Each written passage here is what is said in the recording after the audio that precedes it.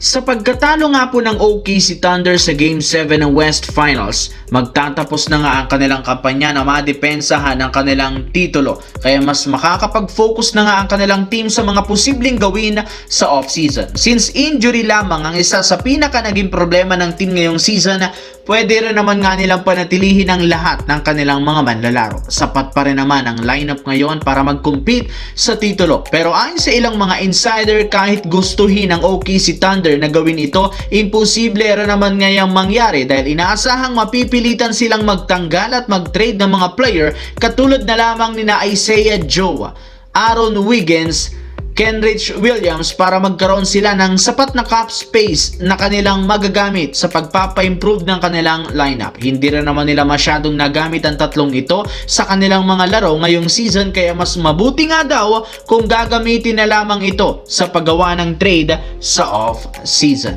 Samantala, dito naman tayo. Kagaya ng napag-usapan natin, malinaw yamado ang Spurs sa NBA Finals Series laban sa Knicks. Doon natalo ang Spurs sa ginanap noon na 2026 NBA Cup Finals, ibang-iba rin naman ang sitwasyon ngayon. Kumpara noon, mas malakas, mas solido ang chemistry ng lineup matapos nilang ma-dethrone ang defending champions na Oklahoma City Thunder. Pero kung ilang mga analyst ang tatanungin, meron nga pong dalawang rason bakit ang Spurs ang paboritong magkampiyon na ngayon. Una, ang katotohanan na nawala nga pong sapat na defender ang Knicks para kay Victor Wembanyama. Hindi rin naman kakayanin ni Karl Anthony Towns at maging ni Mitchell Robinson na pabagalin at ma-shutdown si Wembanyama.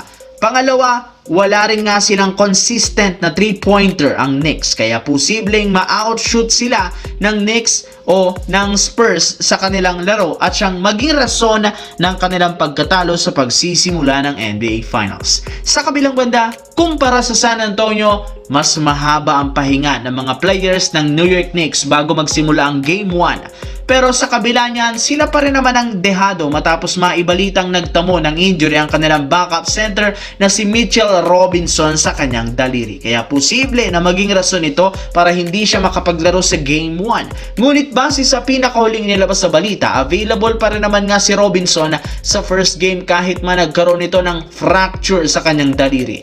Pipilitin ng Knicks paglaruin ito sa serie para magkaroon sila ng mas maayos na defender kay Victor Wembanyama. Hindi rin naman ganun kalala ang natamo nitong injury at manageable na rin naman ito. Kaya inaasahan na walang magiging problema ang Knicks sa pagpapalaro nila kay Robinson kontra sa San Antonio Spurs. Gusto rin naman itong maglaro at tulungan ang kanyang kupunan na makuha ang kampeonato o makakuha ng mga panalo at maswerte kung sakali man na makuha ang kampeonato ngayong taon. Anong masasabi nyo dito mga idol?